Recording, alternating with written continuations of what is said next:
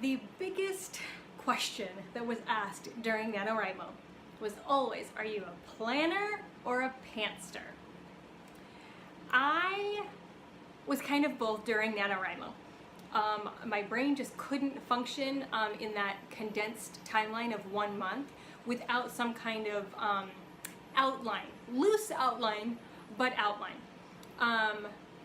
But at the same time, the outline was all that I had. I didn't have scene specifics. I didn't have character specifics. I had some character specifics, but not a whole cast of characters created and specified. So I was flying by the seat of my pants in a lot of those areas. And I found that while the outline was helpful, flying by the seat of my pants, or being a pantster, as they say, helped so much. So I have this other story that started with a writing prompt that was only supposed to be one scene, but I loved it so much that I decided to keep going. The question was, where do I keep going? It wasn't supposed to be a whole story. It was just supposed to be a writing prompt that I would write one scene about. So I picked up this game that my kids have. We are a homeschooling family, and I have this homeschooling tool for them. It's called Rorys Story Cubes. If you haven't heard of them, I suggest Googling it. It's pretty great. I'm going to go over them a little bit right now because I used them for this story. So I was confused a little bit with where to go next with this story. I knew I wanted to go further. So I picked up the story cubes that we have in our house. They come in this little bag. This is the first set, or the original set, so to speak. In here are 9 cubes, and they have different things on them, different images. So a speech bubble, a house, a light bulb, an idea, maybe shedding some light on something, or an actual light, maybe from a street lamp or something like that. And they're just, look, a footprint, a magnet, fire. So each dice has just all these pictures on it. So you grab a couple, toss them, and the idea is that the kids, they would take these out and they would toss the dice and they would pick up the pieces and make a story with them. And it helps with, you know, putting the pieces together and connecting pictures. It helps with interpreting pictures, and it helps with language skills. I just needed to know what the next scene was for my story. So I picked these up and I tossed a couple dice, and I was inspired by them to do another scene. So I took a picture of that so that I wouldn't forget as I was writing, like, where my inspiration was.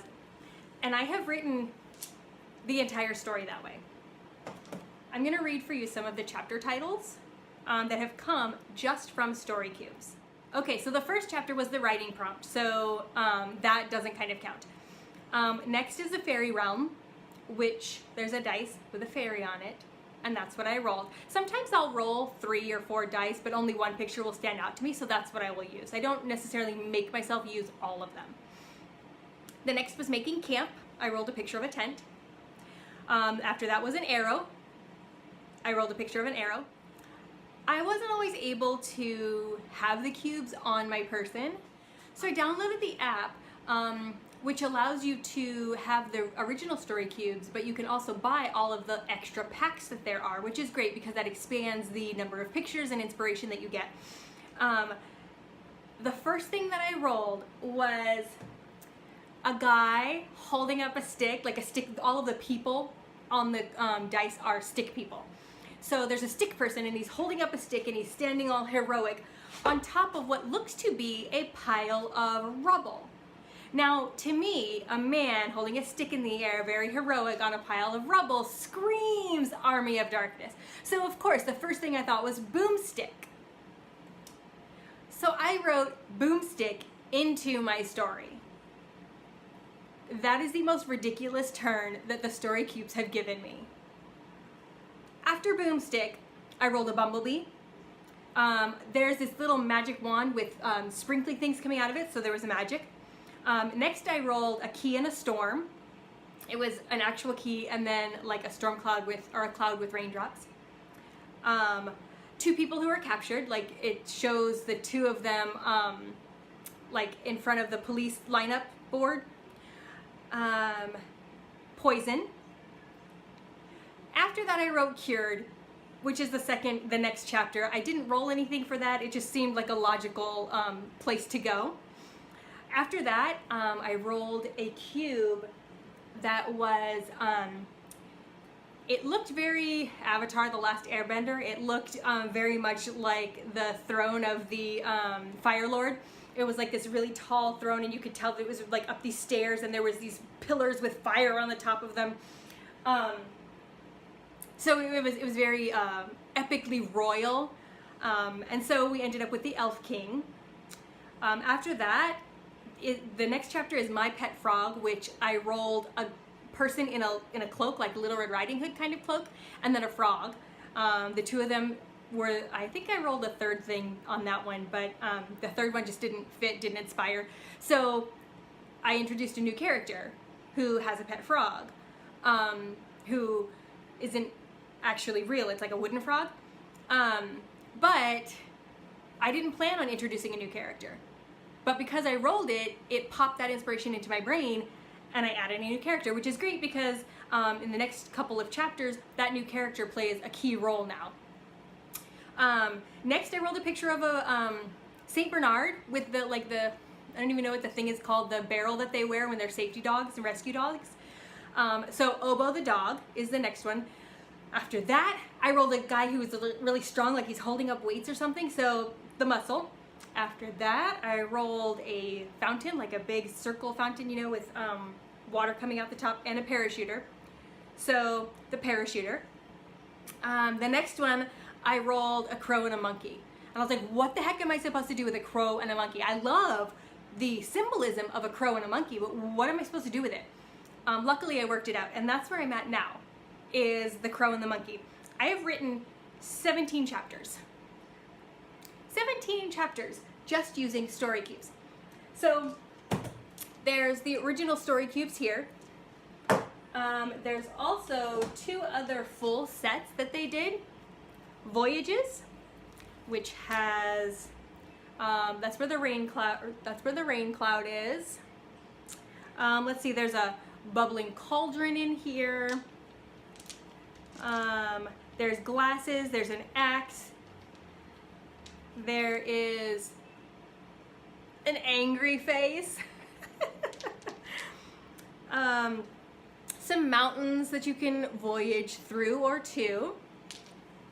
The crow is in here. There's that egg that's about to hatch. There's a mushroom. There's a camera. There's this speedometer, which my daughter keeps calling an eyeball. I can't convince her that it's a speedometer. I've taken her out to my car and showed her my speedometer. She still thinks it's an eyeball. So I'm pretty sure if I ever roll that, it's gonna have to be an eyeball. So that's Voyages. The next full pack that they have is Actions. So these are mostly people cubes doing things. So for example, they're catching a ball. They're asking a question. Let's see, dancing. That was digging a grave. Maybe that's why it jumped out of my hand. Trying to reach something up really high. Building a wall. So Actions is the third one, and then they have a bunch of like expansion packs, so to speak, that are all, I only have 3 that we got in person, but we keep them in this little one. You can see they're green, and then there's this dark purple, and then there's a light purple color. Each one is a different color, so you can keep track of them. But I also have the app here that I can show you. There's a ton of different expansion packs that you can do for story cubes. So if you want to go this route of pantsing your novel and you need more regular inspiration, this is a really great tool to use. Okay, so here's the first set, right? And I pop this little button right here, and you can see all of these different options. It scrolls down here. I mean, there's a ton. They were each purchased individually. Some of them were $2 extra, some of them were $1 extra. I can't remember if the app itself cost anything to download. But at that point, I was using it so frequently for this story that I didn't even care. I just bought them all at once and spent the extra money. I think it probably came out to maybe $15, which is way less expensive than buying the actual cubes, and then having to track down all the expander cubes.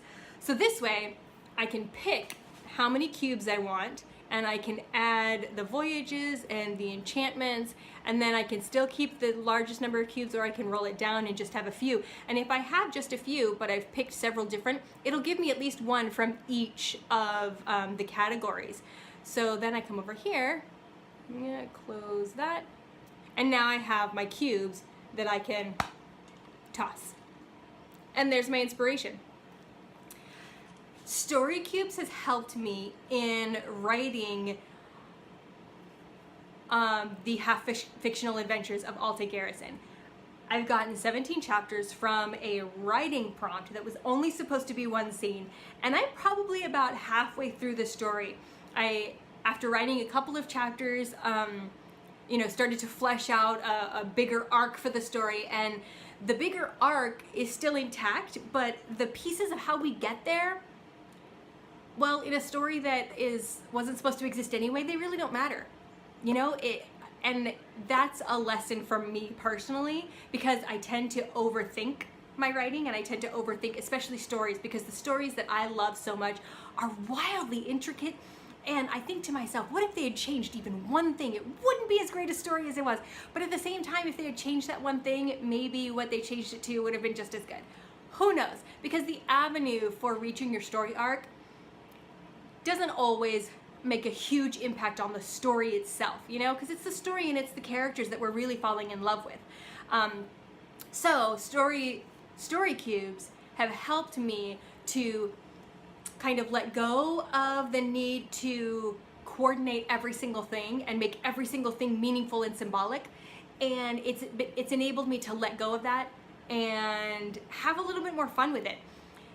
This story is still full of meaningful interactions and extremely symbolic qualities. And I didn't expect that. I didn't expect to enjoy this story as much as I am enjoying writing it, because I didn't care about it to begin with. It wasn't supposed to be this.